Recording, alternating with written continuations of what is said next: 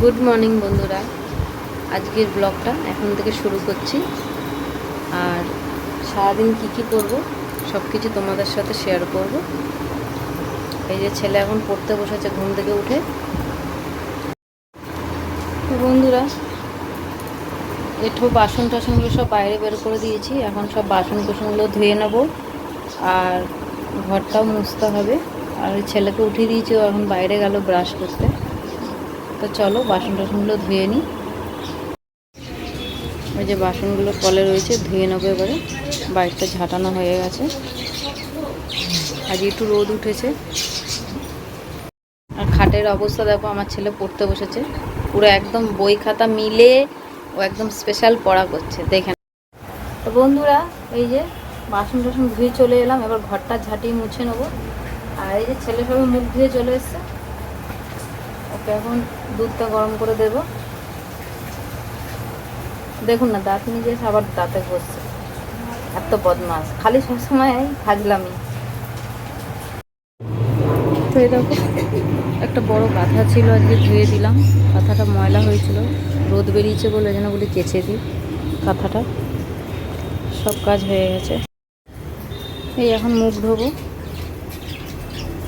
কাজগুলো সব সেরে নিলাম। কাপড় জামা ভিজিয়ে রেখেছি, সব পরে কাচবো।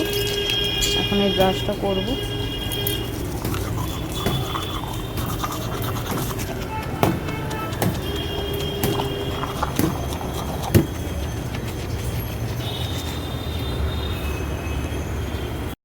তো বন্ধুরা, ব্রাশ করা হয়ে গেছে আর ব্রাশ করে চলে এলাম। আর আজকে তো ছেলেদের ছুটি আছে, কেননা আজকে মানিকতলায় কিছু ভোটের ব্যাপার আছে, সেই জন্য আজকে দুই ছেলেরই ছুটি, বড়টারও ছুটি ছোটোটারও ছুটি। তা এখন এই সকালবেলা একটু ওকে বললাম তাড়াতাড়ি চলে যা বাবার দোকানে। ও গেল, গিয়ে একটু টিফিনের জন্য নিয়ে এসছে। আজকে বানাবো একটু টিফিন, পাস্তা। ওই যে ও এখন পাস্তাটা ঢালছে ছেলে, যে পাস্তা এনেছে। তো একটুখানি টিফিনের জন্য বানিয়ে দিই, সবার হয়ে যাবে। তো এই যে এর মধ্যে ডিম আছে, আর এই যে পাস্তার জন্য বিনস গাজর নিয়ে এসছে, পাস্তা মশলা। চলো পাস্তাটা বানিয়ে নিই।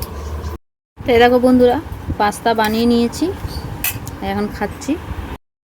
দুই ছেলে ওই দাদুদের ঘরে গিয়ে বসে পাস্তা খাচ্ছে, আর আমি এখানে একা বসে খাচ্ছি।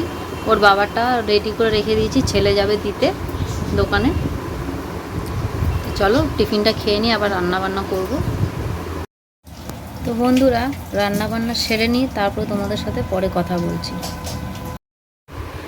তো বন্ধুরা, চান টান করা হয়ে গেল আর রান্না করাও হয়ে গেছে। এখন ছেলেদেরকে ভাত দেব।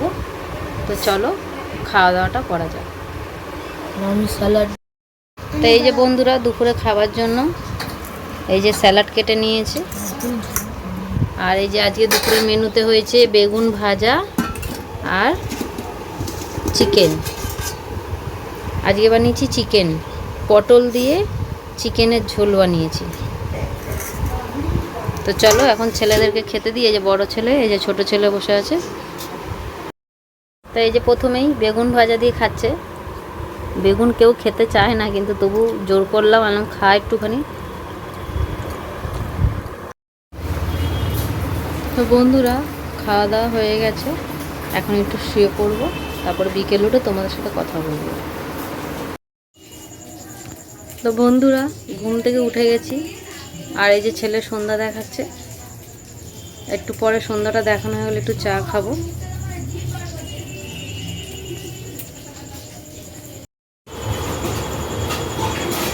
এখন এই যে দুধ গরম বসিয়েছি। এই যে বন্ধুরা, চা বসিয়ে দিয়েছি, এখন একটু চা খেয়ে নেবো। তো বন্ধুরা, সন্ধ্যাবেলা চাটা তো খাওয়া হয়েই গেল, আর এখন পুরো খাটে কাপড় জামা পুরো ভর্তি, ওগুলো এখন সব ভাঁজ করব। আর রাতের রুটিটাও করে নেবো, কালকে আবার ছেলেদের স্কুল আছে। কেননা তাতেই না ওদেরকে খাইয়ে শুয়ে দিলে সকালবেলা উঠতে পারবে না। তো চলো এখন আগে কাপড় জামাগুলো ভাঁজ করে নেব। তো এই দেখো, খাটে যেন কাপড় জামার পুরো পাহাড় হয়ে রয়েছে, এগুলো এখন সব গুছিয়ে নিই, তারপরে আবার তোমাদের সাথে কথা বলছি। তো এই দেখো বন্ধুরা, রাতের খাবারের আটা মেখে নিয়েছি। এখন রুটি করব।